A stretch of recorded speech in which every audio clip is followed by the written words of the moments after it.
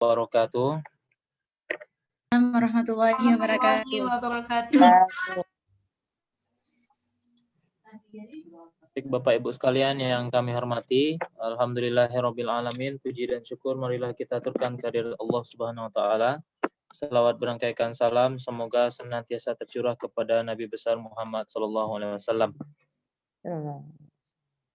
Bapak Ibu yang kami hormati, adapun mengawali kegiatan kita pada siang hari ini, mari kita awali dengan membacakan basmalah. Bismillahirrahmanirrahim. Dan yang akan menjadi presentasi pada siang hari ini, insya Allah akan disampaikan oleh Ibu Putri Handayani.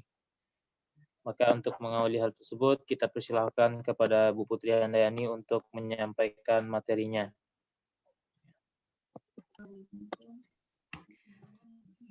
Baiklah, Kepada Bu Putri dipersilahkan.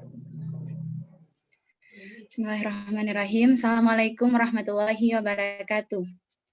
Waalaikumsalam warahmatullahi wabarakatuh. Waalaikumsalam warahmatullahi wabarakatuh. Sebelumnya, kami ucapkan terima kasih kepada Bapak Raffi Wiranda yang telah mengizinkan saya untuk menampilkan hasil dari makalah kami, yaitu tentang teori dalam penelitian kualitatif. Baiklah, sebelum kami menampilkan materi kami tentang teori dalam penelitian kualitatif ini, sebelumnya pada RPS yang telah diberikan oleh Bunda, itu kita membahas tentang teori dalam penelitian kualitatif serta fungsi dan kedudukan teori yang kami rangkap menjadi satu dengan istilah hakikat penelitian dalam penelitian kualitatif. Maaf, hakikat teori dalam penelitian kualitatif. Di mana adapun yang akan kita bahas pada hari ini mengenai hakikat teori dalam penelitian kualitatif ini, yang pertama adalah pengertian, yang kedua adalah teori penunjang, yang ketiga adalah fungsi serta kegunaan dari teori, dan yang terakhir yaitu tentang deskripsi teori. Nah, sesuai dengan peta konsep yang telah saya berikan, hal yang pertama kita bahas yaitu tentang pengertian teori. Kalau kita bicara mengenai suatu penelitian, biasanya baik itu penelitian, kalau kita bicara mengenai suatu pengertian, biasanya kita selalu menemukan ada beberapa para ahli yang selalu mengemukakan pendapat mereka tentang pengertian suatu teori. Salah satunya telah kami cantumkan di dalam makalah kami, seperti pengertian menurut Kerlinger, Siti, Rahayu Haditono, dan William. Yang pada PowerPoint kami ini hanya kami cantumkan dua para ahli tersebut. Yang pertama adalah adanya pengertian teori ini menurut Bapak Kerlinger, yang kedua adalah Siti Rahayu Haditono. Nah, mari kita lihat satu persatu pengertian teori itu menurut para ahli. Pertama, pengertian teori ini menurut Bapak Kerlinger. Dia mengartikan bahwa teori itu adalah seperangkat konsep, definisi, dan proposisi yang berfungsi untuk melihat fenomena secara sistematik. Nah, itulah pengertian teori menurut Kerlinger. Lalu, menurut Siti Rahayu Haditono, dia mengatakan bahwa suatu teori itu akan dapat memperoleh arti yang penting apabila teori itu lebih banyak dapat melukiskan, menerangkan, dan meneramalkan gejala yang ada. Nah, itulah pengertian teori menurut beberapa para ahli. Sedangkan, menurut pandangan lain, banyak mengartikan bahwa teori itu adalah penjelasan sistematis tentang suatu fakta atau hukum yang berhubungan dengan aspek kehidupan, di mana teori ini mengandung 4 elemen. Elemen yang pertama itu adalah konsep. Konsep ini adalah abstraksi dari serangkai peristiwa yang memiliki sifat-sifat yang sama. Konsep ini juga sering disebut dengan konstruk, yaitu abstraksi yang dijabarkan dari berbagai aspek tingkah laku manusia yang bervariasi di antara berbagai individu. Nah, adapun contoh dari konsep ini adalah contoh dari aspek tingkah laku manusia yang bervariasi seperti kreativitas, motivasi, itu masing-masing individu memiliki kreativitas dan motivasi yang berbeda-beda. Nah, Karena telah kita ketahui bahwa pengertian konsep seperti itu tersebut, maka kita dapat menyimpulkan bahwa konsep itu adalah landasan utama dalam penyusunan teori. Yang kedua, elemen yang kedua itu adalah variabel.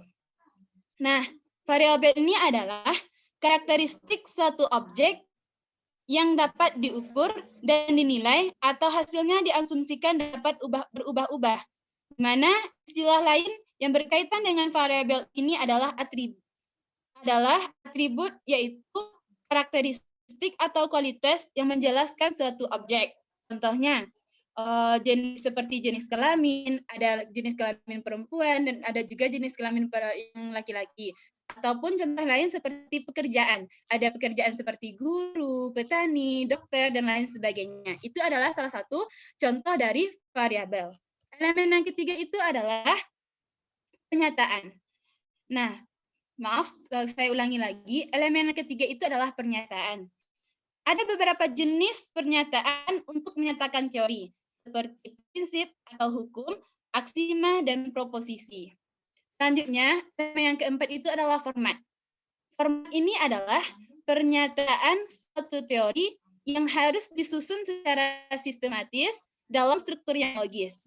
Nah, tadi kita telah menjelaskan apa itu pengertian, baik itu pengertian menurut para ahli, menurut pengertian lain, dan kita juga telah mengetahui ada beberapa elemen yang mengandung di dalam teori tersebut, maka oleh sebab itu kita dapat menarik kesimpulan bahwa teori itu adalah suatu atau seperangkat konsep, definisi, dan proposisi di mana konsep, definisi, dan proposisi ini harus disusun secara sistematis dan yang membahas suatu fakta yang berhubungan dengan kehidupan kita sehari-hari. Nah, itulah pengertian dari teori.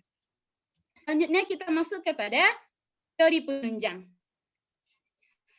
Dalam penelitian kualitatif ini, teori diartikan sebagai paradigma, di mana seseorang peneliti dalam kegiatan penelitiannya, baik dinyatakan sebagai eksplisit atau tidaknya, mereka menerapkan paradigma tertentu sehingga peneliti ini menjadi terarah. Nah, adapun yang menjadi teori penunjang metodologi penelitian kualitatif ini diantaranya. Yang pertama, adanya fenomenologi. Yang kedua, interaksi simbolik, etnografi, teori dasar, kebudayaan, dan yang terakhir adalah etnometodologi. Untuk lebih jelasnya, mari kita lihat satu persatu. Pertama, fenomenologi. Fenomenologi ini adalah penerapan metode kualitatif dalam rangka menggali dan mengungkapkan kesamaan makna dari fenomena yang menjadi pengalaman hidup individu atau sekelompok individu, di mana tujuan dari fenomenologi ini adalah untuk mencari makna dari hal-hal yang mendasar dari pengalaman hidup. Teori dasar, di mana teori dasar ini adalah penelitian yang diarahkan pada penemuan atau minimal penguatan terhadap suatu teori. Yang ketiga itu adalah interaksi simbolik. Interaksi simbolik ini adalah konstruksi sosial, maksudnya hasil penglihatan atau pengamatan terhadap diri sendiri, kemudian peneliti mengembangkan suatu definisi melalui interaksi itu. Selanjutnya, etnografi. Etnografi ini adalah usaha untuk menjelaskan suatu budaya atau suatu aspek dari budaya sebagaimana tercermin pada tindakan sosial mereka dalam masyarakat. Yang kelima adalah kebudayaan. Kebudayaan ini adalah segala hasil karya manusia, konkret atau abstrak, yang sifatnya bermaslahat bagi kehidupan. Dan yang keenam, teori penunjang yang keenam itu adalah etnometodologi, di mana kajian etnometodologi ini merupakan kajian terhadap proses yang dilakukan oleh individu-individu untuk membangun dan memahami kehidupan sehari-hari. Baik, itulah teori penunjang dari teori penunjang dari penelitian kualitatif. Selanjutnya, untuk materi selanjutnya saya serahkan kepada moderator, kepada Bapak Raffi Noeranda. Saya kembalikan.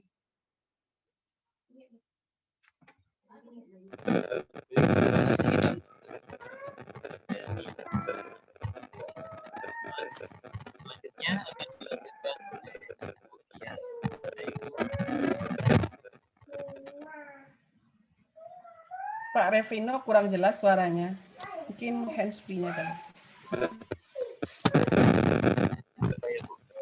Terima kasih kita ucapkan kepada Bu Putri yang sudah menjelaskan materinya. Dan selanjutnya akan disambung oleh Ibu Ria. Kepada Ibu Ria, kita persilahkan. Baik, terima kasih. Lanjut aja slide-nya, Put.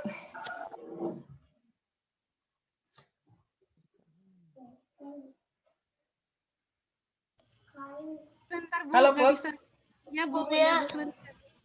Bu Ria, Ya. pegang kendali aja slide-nya. Oh, gitu. Di ending aja slide Putri, kemudian dibagi lagi slide yang ada sama Ibu. Nah, jadi Ibu Itu yang you mengendalikan. cannot start screen share while the other participant is sharing, itu katanya. Oh, Put, di ending dulu slide Ibu Iya, itu. Kak. Sebentar, Kak. Share dulu, share. Share, Kak. Ya, sebentar, Kak. Ya. Ada yang merah tuh. Nah, tuh. Kak. Bagi lagi Bu Ria yang slide tadi, jadi pegang kendalinya Bu Ria aja. Oke, kita coba dulu. Nah, ya, coba-coba juga boleh. Hai. Oke. Nah, nampak yuk? Wih, nampak Bu Baru Ona. pandai baru mah. Nah, alhamdulillah. Alhamdulillah.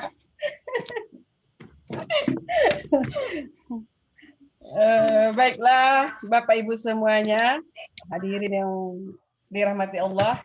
Semoga sore ini membawa keberkahan bagi kita, walaupun dalam cuaca yang cenderung hujan, kita masih tetap semangat dalam perkuliahan dalam rangka menambah ilmu kita. Dan yakinlah Bapak Ibu, Allah akan meninggikan derajat orang-orang yang berpengetahuan. Amin ya Rabbal Alamin. Amin ya Rabbal Alamin. Kita akan menyambung tentang fungsi teori dan kegunaan teori. Bapak Ibu yang berbahagia, sebagaimana yang kita ketahui bahwasanya teori adalah alur logika atau penalaran yang merupakan seperangkap konsep, definisi, dan proposisi yang disusun secara sistematis. Jadi secara umum teori ini mempunyai 3 fungsi. Yang pertama menjelaskan, yang kedua meramalkan, dan yang ketiga adalah pengendali atau kontrol. Yang pertama dalam hal menjelaskan, fungsi teori sebagai menjelaskan masalah yang diteliti sebagai dasar untuk merumuskan hipotesis dan sebagai referensi untuk menyusun instrumen penelitian. Kemudian fungsi yang kedua adalah meramalkan atau prediksi dan pemandu untuk menemukan fakta. Maksudnya adalah untuk merumuskan hipotesis dan menyusun instrumen penelitian. Karena pada dasarnya hipotesis itu merupakan pernyataan yang bersifat prediktif. Fungsi yang ketiga adalah pengendalian.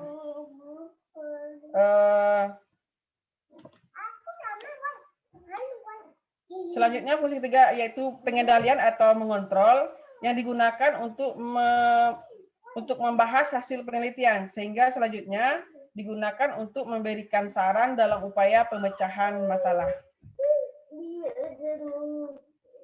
Selanjutnya tentang kedudukan teori dalam sebuah penelitian kualitatif.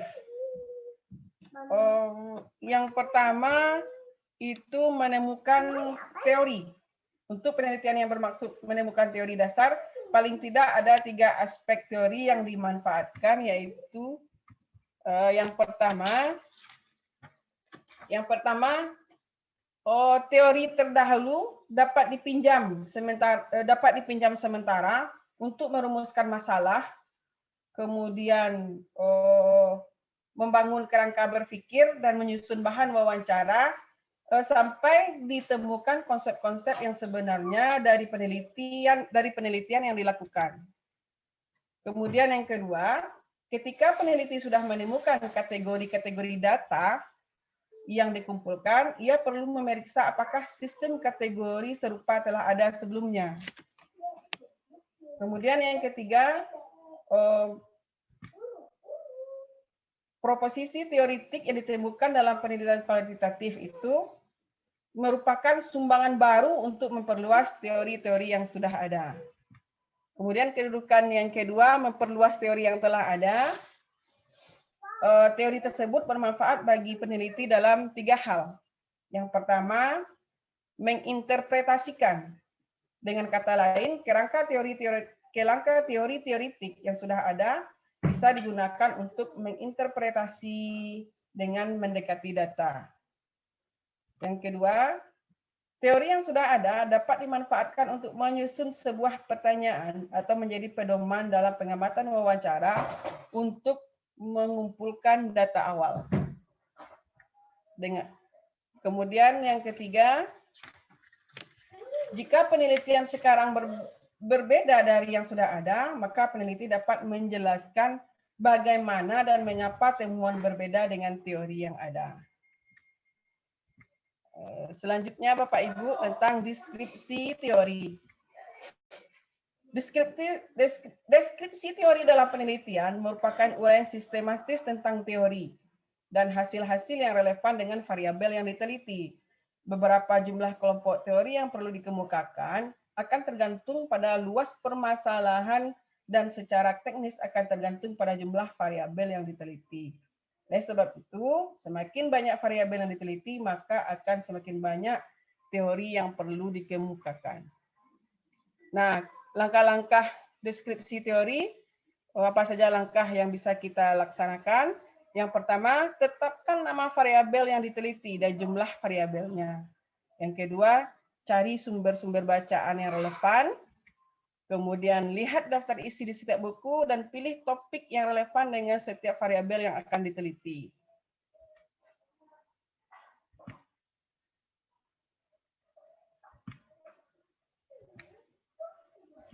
Langkah berikutnya, cari definisi setiap variabel yang akan diteliti, kemudian baca seluruh isi topik buku yang sesuai dengan variabel yang akan diteliti, kemudian deskripsikan teori-teori yang telah dibaca.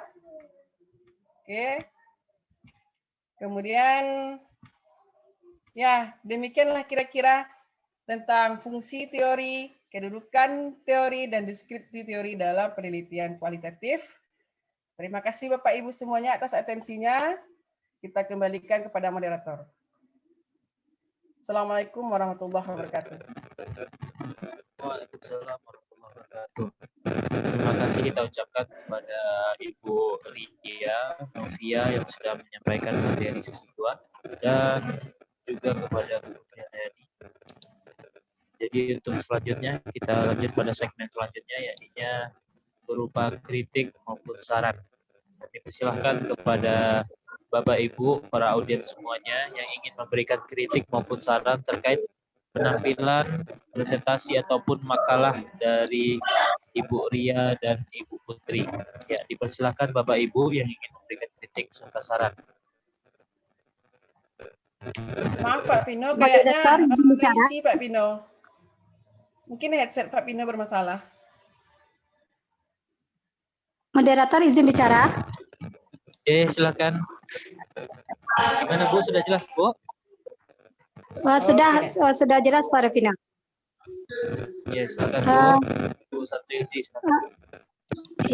Tadi kan Bu Ria ada menjelaskan kedudukan teori. Dan di situ ada dijelaskan tadi teori terdahulu dapat dipinjam. Mohon penjelasannya lebih rinci Bu Ria karena di sini saya kurang paham tadi.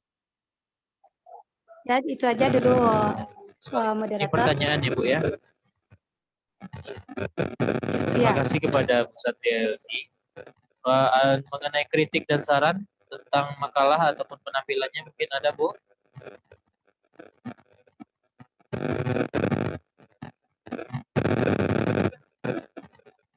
Ya, silakan Bapak Ibu yang lain yang ingin memberikan kritik, saran ataupun juga sekaligus pertanyaan pada penampilan makalah hari ini, yakni tentang teori. Silakan Bapak Ibu sekalian.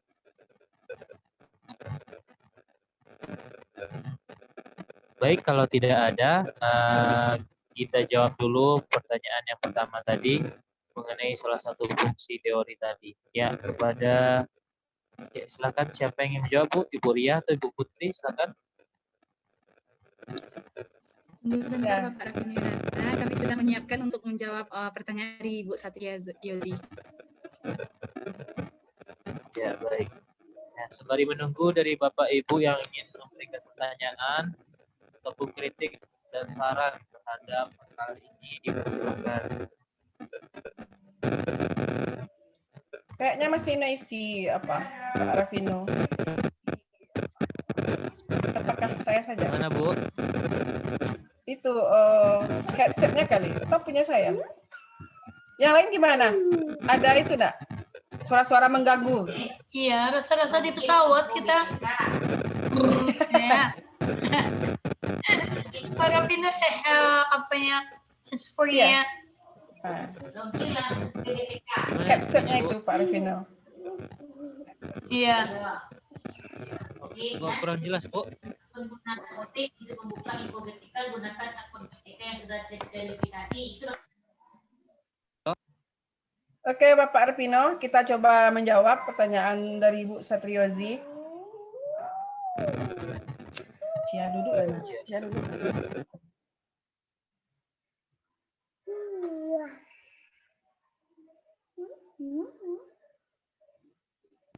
Ya, silakan Bu Ria. Baik, kita coba menjawab. Nanti mohon kritikan atau pembetulan bagi Putri atau kawan-kawan semuanya tentang konsep yang dahulu dapat dipinjam apa maksudnya. Sebagaimana kita ketahui bahwasanya dalam melaksanakan sebuah penelitian, setelah kita tentukan masalahnya, apa yang kita teliti, fokus dan segala macam, termasuk rumusan masalah, kan ada tahapnya berupa mengkaji teori-teori yang sudah ada tentang apa yang akan kita teliti. Nah, jadi dalam kedudukan ini dapat dipinjam maksudnya itu dapat diukur sementara. Orang yang penelitian orang sebelumnya tentang masalah ini bagaimana gitu. Jadi dapat dipinjamnya itu artinya menjadi pedoman bagi kita untuk merumuskan masalah, untuk menentukan kerangka berpikirnya, atau untuk menyusun bahan wawancara sampai nanti kita temukan konsep yang sebenarnya dari penelitian yang kita laksanakan, gitu. Yang objek yang kita kaji atau fokus yang kita kaji. Nah, mungkin demikian Pak Rafino. Dikembalikan. Pak Rafino. Ini bicara Pak Baik, Rafino. terima kasih Bu Ria. Gimana Bu, sudah jelas suaranya Bu? Sudah Pak. Sudah. Baik, selanjutnya akan ditambahkan lagi oleh Bu Putri Handayani. Silakan Bu. Ya, terima kasih Pak Rafino. Baiklah, saya sedikit memperkuat dari jawaban Bu Ria tadi. Betul sekali kata Bu Ria. Jadi intinya teori dasar itu kita boleh dipinjam, artinya teori tersebut kita jadikan sebagai paduan untuk teori kita. Apabila kita belum menemukan teori-teori dasar, kita bisa meminjam, maksudnya ini, kita bisa menjadikan teori terdahulu itu sebagai panduan kita atau acuan kita untuk nantinya agar kita juga bisa nanti merumuskan masalah, membangun kerangka berpikir, dan menyusun bahan wawancara. Mungkin hanya itu, saya kembalikan kepada Bapak Rafino Yuranda.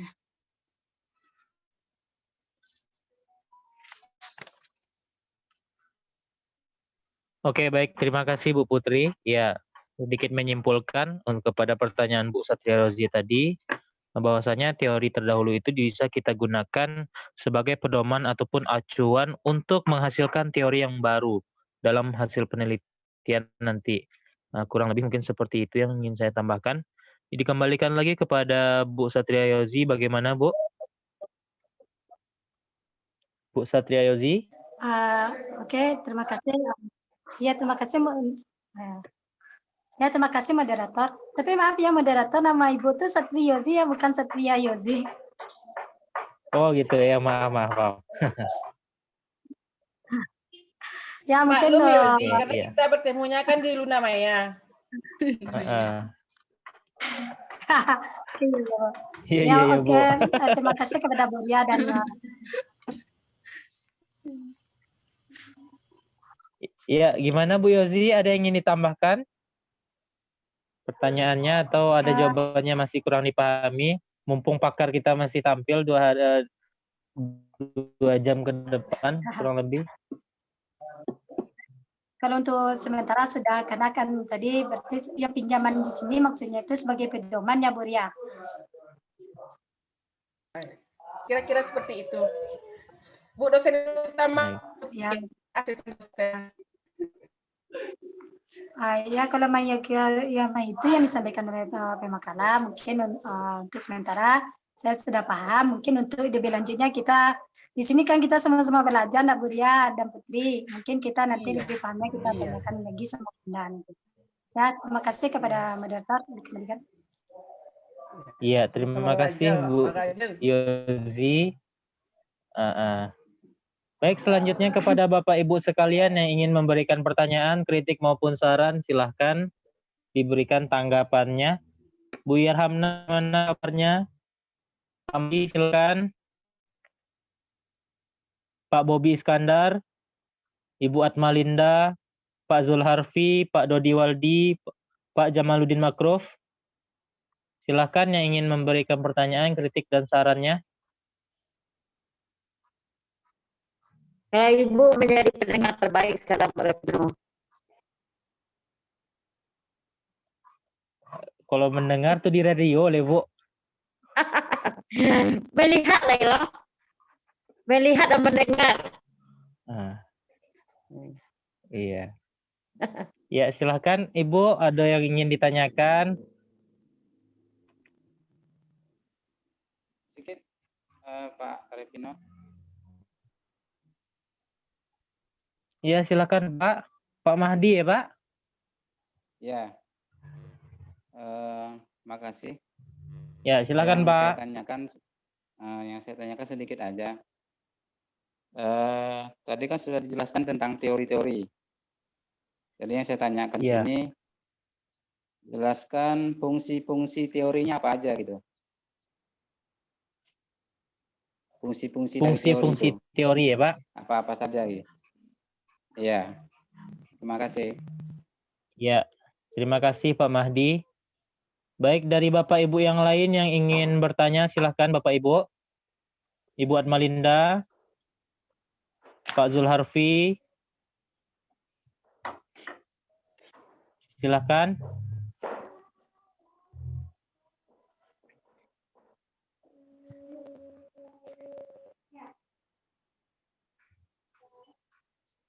Baik, sembari menunggu respon dari teman-teman yang lain, bagaimana Ibu Ria dan Ibu Putri Handayani? Apakah sudah bisa dijawab pertanyaan dari Bapak Mahdi tadi tentang fungsi dari teori? Ya, silakan Bu Putri. Baiklah, terima kasih Pak Delvino. Saya akan mencoba untuk menjawab pertanyaan dari Bapak Mahdi tadi. Saya